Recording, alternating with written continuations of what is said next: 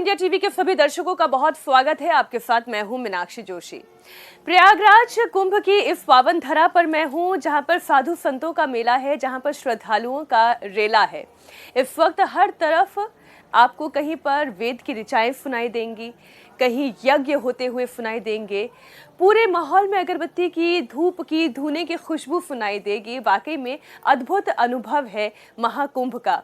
अब आप तो यहाँ आ नहीं पा रहे हैं, पर यहाँ का माहौल क्या है वो पहुँचाने की जिम्मेदारी तो मेरी ही है। और साधु संतों के साथ साथ राजनीति के जानकारों और विशेषज्ञों से भी हमारी बातचीत का सिलसिला लगातार जारी है। और इसी कड़ी में, इसी सिलसिले में मेरे साथ है साध्वी निरंजन ज्योति। साध्वी जी, बहुत बहुत स्वागत आपका। परिचय वैसे तो सब आपको जानते ही हैं, आप साध्वी भी हैं, आप पॉलिटिशियन भी हैं, आप धर्म और अध्यात्म की समझ भी रखती हैं। लेकिन एक विशेष परिचय मैं दर्शकों को दे दूं। साध्वी जी 16वीं विधानसभा की विधायक रही उत्तर प्रदेश की, 16वीं लोकसभा की सांसद रही, ये भी अपने आप में दिलचस्प है। और महिला महामंडलेश्वरों में जब नाम आता है तो आप 16वीं महिला महामंडलेश्वर रही। बड़ी दिलचस्प कहानी है साध्वी जी। संयोग है। पहले महाकुंभ पर चर्चा हो जाए, कैसा अनुभव है? देखिए, महाकुंभ में सन 82 से कर रही हूँ। तब बहुत छोटे थे, इतना अनुभव नहीं होता था महाकुंभ में क्या होता, लेकिन आए हैं, स्नान करना है संतों के बीच में रहकर और दर्शन करना है। तब हम लोग, इतना मेला का क्षेत्र का विस्तार नहीं होता था, रोटी लगा लिया, उसी के नीचे सोए आनंद से।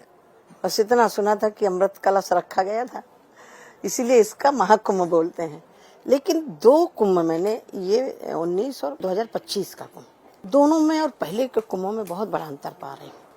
आप ये मत सोचिए कि मैं भारतीय जनता पार्टी से इसलिए, तब तो मैं भारतीय जनता पार्टी में नहीं थी, काम कर रही थी, विश्व हिंदू परिषद में भी नहीं थी, निकली ही थी, संत बनी थी। तब भी मैंने देखा था और अब भी देख रहे हैं। अब में अंतर ये है कि आप पूरे मेला क्षेत्र में व्यक्ति के जीवन के लिए स्वच्छता बहुत जरूरी है, पर्यावरण बहुत जरूरी है। ये दोनों चीजें आपको यहाँ मिलेंगी 2019 और 2025 के कुंभ में। दूसरा विषय ये है कि कोई भी ऐसा कुंभ नहीं जाता था जिसमें बड़े हादसे ना होते रहे हों। अभी जब मैं विधायक बनी थी अखिलेश जी के समय पर, तभी कुंभ था, महाकुंभ था, 12 साल वाला कुंभ था। बहुत बड़ा हादसा हुआ था। क्या कारण था ये मैं नहीं बता सकती हूँ, लेकिन सरकार दोनों जगह नहीं की थी। समाजवादी पार्टी सरकार को समर्थन दिए थी केंद्र में, और रेल का इतना बड़ा हादसा हो जाना, मुझे लग रहा है कि हम लोगों को जब तक जिंदगी रहेगी, हम नहा के निकले ही थे, प्रयागराज पार हुए थे और ये हादसा सुनने को मिल गया था। तो वो घटना और एक पहले और एक घटना हो चुकी थी, लेकिन ये दो कुंभों में कहीं भी कोई घटना इतनी बड़ी संख्या में कभी स्नान करने लोग आए ही नहीं। क्यों? उसका कारण है, जब देश का नेतृत्व करने वाला, प्रदेश का नेतृत्व करने वाला स्वयं उसको देख रहा हो, प्रधानमंत्री जी और माननीय मुख्यमंत्री जी दोनों इस कुंभ को बहुत गंभीरता से लिए, पहले वाले में भी इसमें भी, क्योंकि जिम्मेदारी जवाबदेही सरकार की होती है। तो सरकार उसको, मैं तो देख रही हूँ कि माननीय मुख्यमंत्री जी पूरे समय हर सप्ताह कुंभ की चिंता करना, यहाँ आके और अपना भी काम करना, एक गार्जियन जैसा होता है वो काम कर रहे हैं। और उसके साथ हमारा जो संत समाज है वो भी पूरी तरह खड़ा हुआ है। बहुत से कुंभ आपने देख लिए, अर्ध कुंभ भी थे, पूर्ण कुंभ भी थे, उसमें 12 वर्ष वाला और 6 वर्ष वाला। सफाई के मुकाबले में मैं पिछले जितने भी कुंभ रहे हैं, 19 का आप छोड़ दीजिए, उसकी तुलना अगर 25 के कुंभ से करूं, जी जी जी जी, तो ये तुलना आप कैसे करेंगे? क्या परिवर्तन है? देखिए, दोनों का तुलना करूं तो मुझे अभी भी कोई अंतर नहीं आ रहा। वैसे जैसे सफाई पहले थी वैसे अभी भी है, और उससे बेहतर करने के लिए, क्योंकि हर कैंप में स्वच्छता को ध्यान रखते हुए डस्टबिन रखवाए गए हैं। पिछले भी रखवाए गए थे, इस बार जितनी आवश्यकता को में क्षेत्र कैंपों के अंदर जरूरत है उसको भी रखा गया। और दूसरा कि अब की बार पत्तल और गिलास, ये भी हमारे लिए गंदगी का कारण बनते थे, वो लगभग कैंपों में समाप्त जैसे हैं। अब मेरे यहाँ ही मिट्टी का कुल्हड़, पीने का पानी गिलास और खाने की थाली।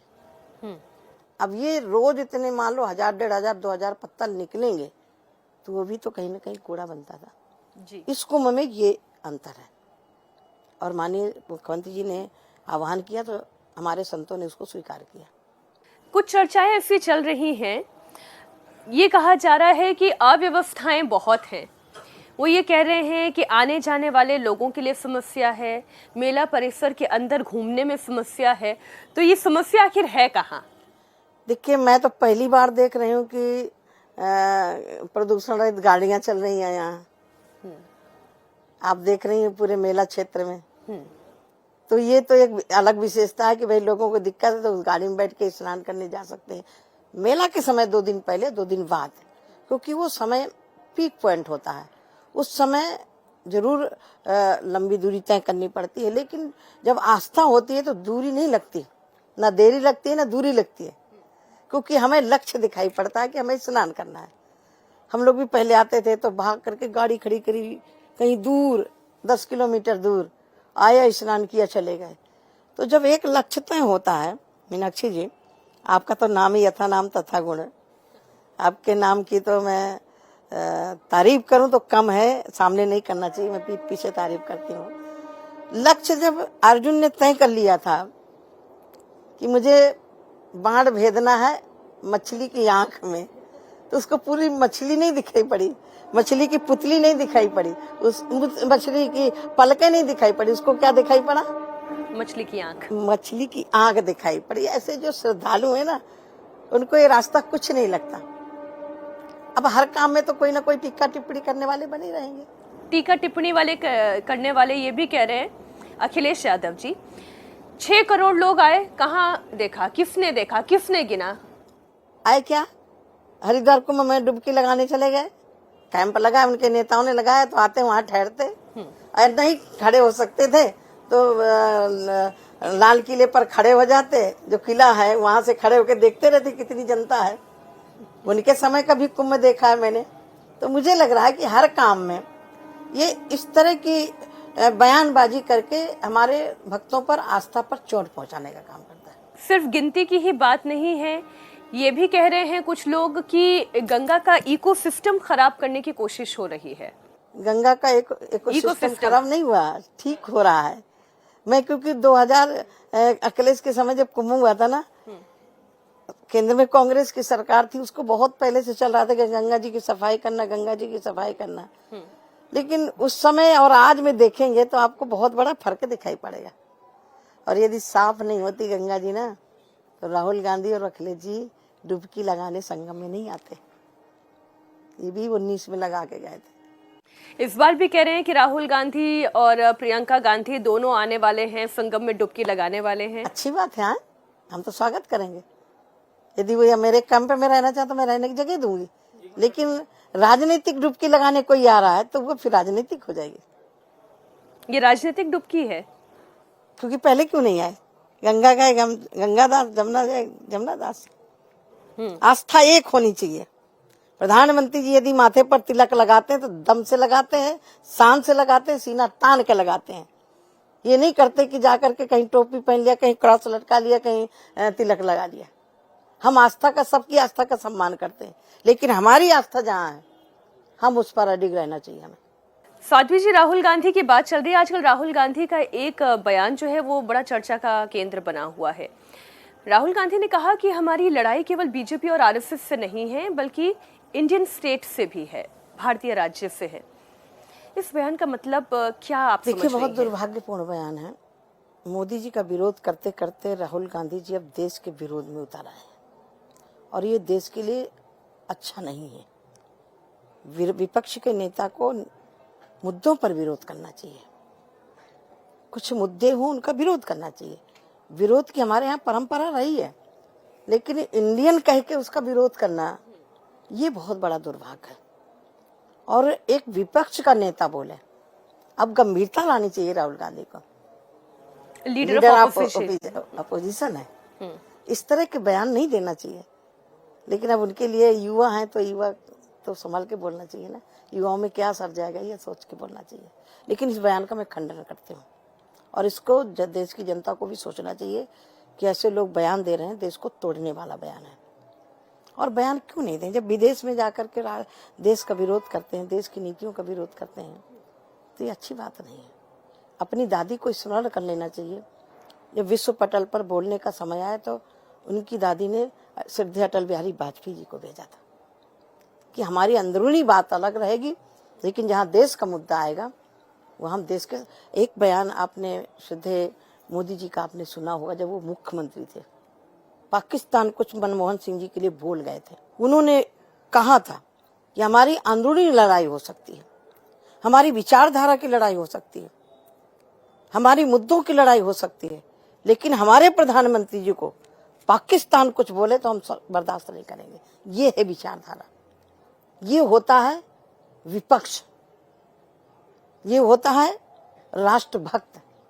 हम आपस में लड़ेंगे, लेकिन हमारे राष्ट्र के ऊपर कोई उंगली उठाए, हमारे देश के प्रधानमंत्री जी के ऊपर उंगली कोई उठाए, वो सत्ता का हो विपक्ष का हो, हम नहीं बर्दाश्त कर सकते। नहीं, 2-3 विषय हैं जो राहुल गांधी अक्सर लगातार उठा रहे हैं। पहला आरोप तो उनका ये है कि आप संविधान विरोधी हैं, आप यानी बीजेपी पार्टी। दूसरा आरोप ये कहते हैं कि आप लोग जातिगत जनगणना से इसलिए बचना चाहते हैं क्योंकि आप जातियों को उनका अधिकार नहीं देना चाहते। मुझे लग रहा है कि राहुल गांधी को याद करना चाहिए, जो व्यक्ति अपनी सरकार के ही पार्लियामेंट में बिल पेश हो रहा उसको फाड़ दे, तो ऐसे व्यक्ति से हम उम्मीद नहीं कर सकते। लेकिन रही संविधान की बात और बाबा साहब की बात रही, ये वो पार्टी है जिन्होंने बाबा साहब को चुनाव में हराया था। ये वो पार्टी है कि सरकार रहते कभी सेंट्रल हॉल में बाबा साहब की स्टेचू नहीं लगने दिया। ये वो पार्टी है बाबा साहब के स्थानों को चिन्हित नहीं किया। ये वो पार्टी है जो बाबा साहब के विचारों का हमेशा विरोध किया है। मैं बधाई देती हूँ देश के यशस्वी प्रधानमंत्री, जो मेरा सौभाग्य रहा है कि मैं उस सरकार की हिस्सेदार रही हूँ। मोदी जी के साथ में एक गिलहरी की तरह टीम की भूमिका में रही हूँ। मोदी जी आए, बाबा साहब को जो सम्मान मिलना चाहिए वो सम्मान मोदी जी ने दिया, और जब हमारी जनता पार्टी की सरकार बनी तब बाबा साहब को भारत रत्न दिया गया। क्यों नहीं दिया गया था पहले? इतनी चिंता थी तो अपने नेताओं से सवाल खड़ा करें ना। जाति जनगणना की चिंता है तो जाति चुनाव की बात तो ये सब, आजादी की बात तो ये इन्हीं को खत्म करना चाहिए था ना। क्यों नहीं इसको खत्म कर पाए? भेदभाव की दीवारें क्यों खड़े किए रहे? और मैं जिस समाज से आती हूँ उसकी शिकार मैं भी हुई हूँ। मैं ओबीसी समाज से आती हूँ। यदि इनकी सरकारों ने ध्यान दिया होता तो कुछ ओबीसी समाज आज भी बिल्कुल वहीं का वहीं पड़ा हुआ है, कुछ दलित समाज आज भी वहीं का वहीं पड़ा हुआ है। किसके कारण है? नहीं तो जातिगत जनगणना से क्या उनका उद्धार हो सकता है? देखिए, उद्धार होता है जो मोदी जी कर रहे हैं। किसी भी समाज का गरीब उसको घर दे रहे हैं, आयुष्मान कार्ड दे रहे हैं। मुझे याद है, अपने बचपन की यादें मीनाक्षी जी, पार्लियामेंट में शायद मैं बोली भी थी, आज भी आपके सामने दर्शकों के सामने मैं बात रखना चाहती हूँ। माननीय स्वर्गीय इंदिरा गांधी जी ने सन 83 में मेरे जन्मभूमि पड़ती हमीरपुर जनपद में, मैं संत हो गई थी। मैं कहीं से लौट रही थी अपने गुरुदेव के साथ में, तो हम खड़े होकर सुनने लगे कि भाई देश की प्रधानमंत्री जी आए कुछ बोलेंगे, तो रोड में हम खड़े होकर सुन रहे थे। उन्होंने एक ही पहला स्पीच दिया था कि हम देश की गरीबी दूर करेंगे, देश के गरीबों को पक्की छत देंगे। मुझे बड़ा विश्वास हो गया कि मैं तो घर छोड़ के चली आई हूँ, मेरे पिता की गरीबी दूर हो जाएगी, पक्की छत मिल जाएगी, लेकिन नहीं मिली। ये कब संभव हुआ? जब मोदी जी आए, इतने वर्षों के बाद। इतने वर्षों के बाद। और मेरा सौभाग्य रहा, प्रधानमंत्री जी ने गरीबों को आवाज देने का मुझे वो दायित्व दिया। गरीबों को अब ये कहते हैं इतने गरीबी राशन क्यों? मैं आपसे पूछना चाहती, जो बेचारा राशन की चिंता में लगा रहता था, मकान की चिंता में लगा रहता था, घर में कोई बीमार हो गया, उसके इलाज के लिए पैसा नहीं है, अब वो राशन से मुक्त हो गया, पक्का घर मिल गया, आयुष्मान कार्ड मिल गया। यदि उसके पास 2 बिस्सा जमीन है तो उसको हर साल में 6,000 रुपए आ रहा है। इन चीजों से तो मुक्त हो गया। गरीबों को गरीबी से कैसे बाहर निकाला जाता है, ये देश के यशस्वी प्रधानमंत्री जी ने किया है। अगर इतना कुछ हुआ था, उत्तर प्रदेश के चुनाव के नतीजे हमने भी देखे, और सबसे ज्यादा चौंकाया तो उत्तर प्रदेश ने ही, देखिए, आपकी भी हार उसी में देखिए, शामिल है। ये जनमत है, जनमत का हम सम्मान करते हैं। हम उनकी तरह नहीं है कि जीत जाए तो अच्छा है और हार जाए तो ईवीएम खराब है। विपक्ष की तरह नहीं है हम लोग कि हम हार गए तो ईवीएम खराब है, ईवीएम से चुनाव नहीं होना चाहिए। ये 24 के चुनाव में ईवीएम नहीं दिखाई पड़ी इनको। और जब हरियाणा हारे, महाराष्ट्र हारे, तब ईवीएम दिखाई पड़ने लगी। वहीं झारखंड जीते, वहां नहीं कुछ बोले, तो हम उस हार को स्वीकार करते हैं। जनता का मत है, जनता ने दिया, उसको स्वीकार किया। अब जनता वही कह रही कि हमसे गलती हो गई। हो सकता है, मनुष्य गलती का पुतला है, जो अक्सर हो ही जाती है। नहीं, चर्चा ये भी चली कि ये संविधान बदल देंगे, ये वाला नैरेटिव, और आरक्षण खत्म कर देंगे, ये नैरेटिव खूब चला। ये मैं आपको मीनाक्षी जी हाँ। एक घटना बताना चाहती हूँ। एक छोटा बच्चा था, वो अपनी दादी से खोटी चवन्नी लेके गया, दुकान में गया, दुकानदार ने ले ली चवन्नी और पैसा सामान दे दिया, और वो भागता भागता आया, चल गई चल गई चल गई। लोगों ने सोचा क्या चल गया, तो उसके पीछे और लोग दौड़ पड़े, और सारे दौड़ पड़े, पूरा गांव दौड़ा। आगे वाले ने पूछा क्या चल गया, उसने कहा हमें नहीं मालूम। उससे पूछा क्या चल गया, उसने कहा हमें नहीं मालूम। आखिरी में जाकर उस बच्चे से पूछा क्या चल गया, तो बोले खोटी चमन्नी चल गई। बस विपक्षी की खोटी चमन्नियां चल गई 2024 में।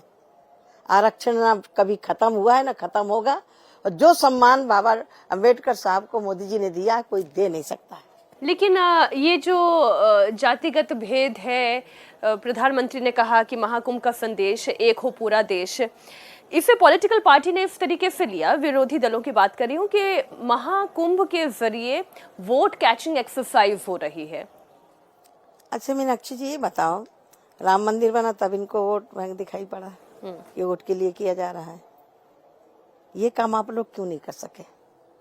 कुंभ को राजनीतिक एंगल से नहीं देखना चाहिए। ये सदियों से चल रहा है, आज से नहीं चल रहा। 144 साल तो ये कुंभ को हो गए, जो 12-12 साल पढ़ते हैं। ये तो सदियों से चल रहा है ना। तब तो भाजपा नहीं थी ना, संघ नहीं था ना।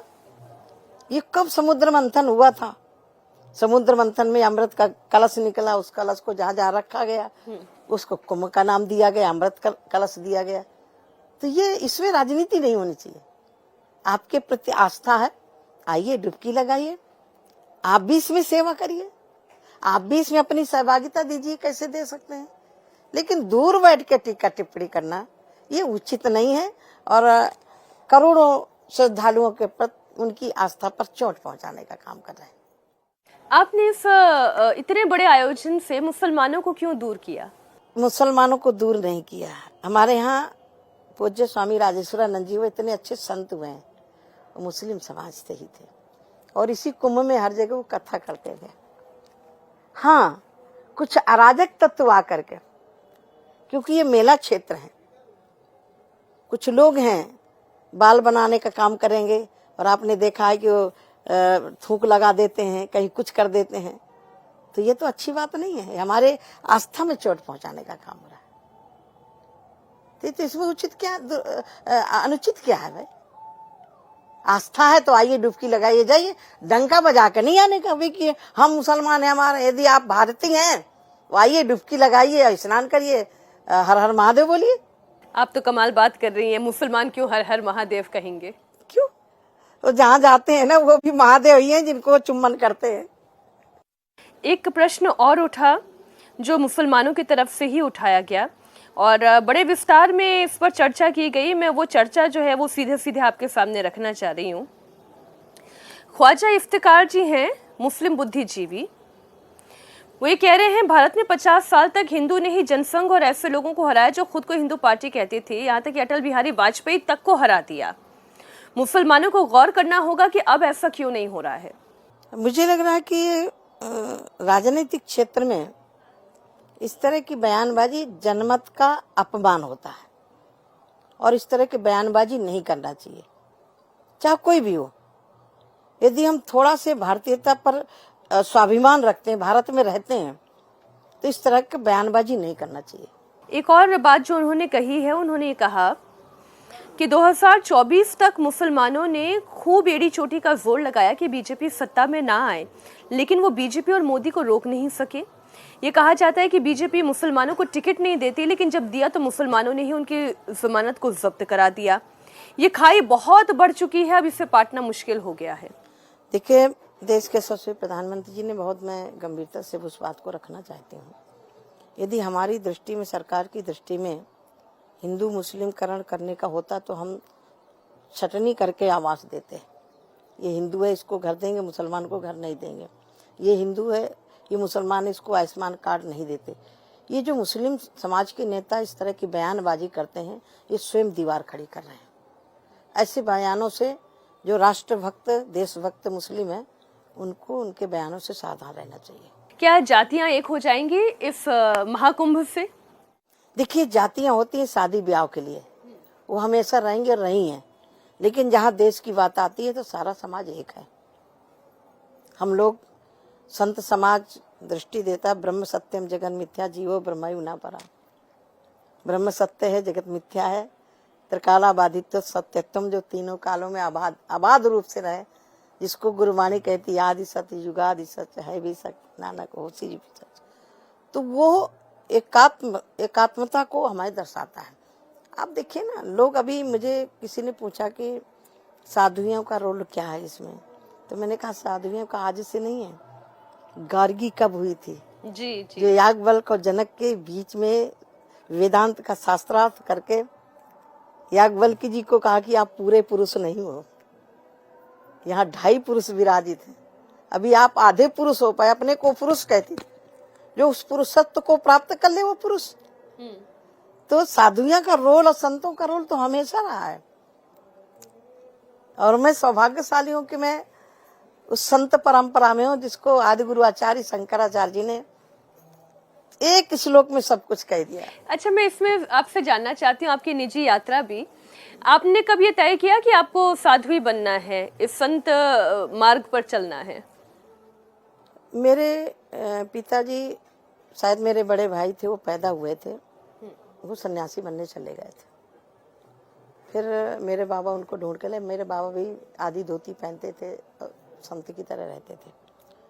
मेरे पिताजी को खोज के लाए, उसके बाद मेरी पैदाइशी हुई, और पता नहीं वो संस्कार पूर्वजन के होंगे, कुछ होगा। मुझे संत अच्छे लगते थे मीनाक्षी जी, मुझे दुनिया अच्छी नहीं लगती थी। जैसे मैंने याददाश्त संभाली, मेरे पिताजी घर में रामचरितमानस का पाठ करते थे, पूरे मोहल्ले को बैठा के पढ़ते थे। प्रौढ़ शिक्षा चलाते थे, पहले पढ़ाते थे, उसके बाद 1 घंटा रामचरितमानस का पाठ होता था, हम बैठ के सुनते थे।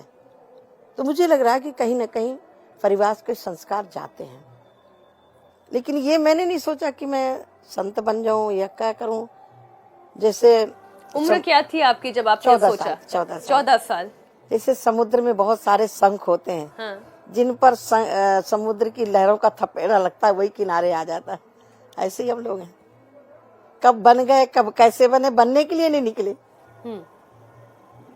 कि हम ये बनेंगे वो बनेंगे, नहीं, बनने के लिए नहीं निकले, आए बन गए, उस रास्ते पर चल पड़े। कांटे बहुत हैं। गोस्वामी जी कहते चलत ज्ञान का पंथ कृपाण की धारा। ये ज्ञान का पंथ यानी भक्ति का पंथ, मीरा को जहर दिया गया। ये बहुत कठिन मार्ग है, कोई अच्छा नहीं बोलता। संत सबको अच्छे लगते, लेकिन मेरे घर का कोई संत ना बने। ठीक है ना? बिल्कुल ठीक। ये बहुत विडंबना है, मोह होता है ना? हाँ, मोह होता है कि हमारा बेटा न बने, बेटी न बने। और दुर्भाग्य ये है, आज संत भी अभाव हो रहा है, क्योंकि एक बेटा हो रहा है, उसको संत बनाए कि गृहस्थ बनाए कि सेना में भेजे। तब बात 5-5 बच्चे पैदा होते थे, एक आध संत बन भी गया तो घर में कोई फर्क नहीं पड़ता था। आपने बच्चों की बात कर दी, तो मैं इसी पर आपसे बात कर लेती हूँ। इतनी आबादी बढ़ाकर करेंगे क्या? मोहन भागवत जी कह रहे हैं कि हमें सोचना होगा, हिंदू परिवारों को सोचना होगा, अनुपात बिगड़ रहा है, ज्यादा बच्चे करने होंगे। संत कितने हैं? संतों का अनुपात कम होना चाहिए क्या?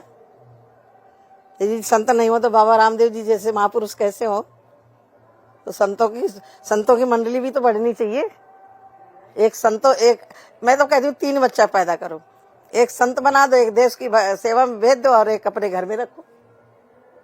एक पुरुषार्थी बना दो, एक वेदांती बना दो, और एक व्यापारी बना दो। कहाँ से जनसंख्या बढ़ गई? और जनसंख्या सिर्फ हमारी। लेकिन तब तक पढ़ाना तो पड़ेगा। साध्वी जी आप क्या बात कर रही हैं, खिलाएंगे क्या, कैसे उनको पालेंगे? यहाँ तक लाने के लिए, संत बनाने के लिए, पुरुषार्थी बनाने के लिए, व्यापारी बनाने के लिए भी तो बेसिक एजुकेशन देनी पड़ेगी। बाबा रामदेव जी ने गुरुकुल खोल दिया ना, इतना अच्छा। मेरी बच्चियां, आश्रम की 2 बच्चियां पढ़ रही है, संस्कार केंद्र बनाया, शिक्षा भी दे रहे हैं, आधुनिक शिक्षा और हमारी जो आध्यात्मिक शिक्षा के साथ बच्चों को पढ़ा रहे हैं। ऐसे गुरुकुल होने चाहिए। दुर्भाग्य कि हम उस समय पर, हमारे समय में बाबा रामदेव जी नहीं थे, नहीं हम भी उसी गुरुकुल में पढ़े हुए थे। आप उनसे बड़ी प्रभावित हैं, आप भी योग करती हैं? मैं बहुत प्रभावित हूँ। योग तो मैं बहुत पहले से, जब से सन्यासी बनी तब से कर रही थी, लेकिन बाबा रामदेव जी से इसलिए प्रभावित हूँ कि उन्होंने समाज को झकझोरा। एक समय वो था, लोग योगा बोलने लगे थे, हाय हमारे यहाँ का पतंजलि का दर्शन है, महर्षि पतंजलि का, लेकिन इसको योगा बोलने लगे, बाहर से आया। लेकिन मैं ये कह सकती हूँ कि बाबा रामदेव जी आधुनिक पतंजलि, महर्षि पतंजलि है, जिन्होंने योग को पूरी यात्रा करके, पूरे विश्व का, पूरे देश का भ्रमण करके योग के प्रति आस्था जगाई। और उसमें कहीं ना कहीं मीनाक्षी जी, जब कोरोना था उस समय पूरी दुनिया हताश थी, लेकिन हमारे देश को सम्मान मिला।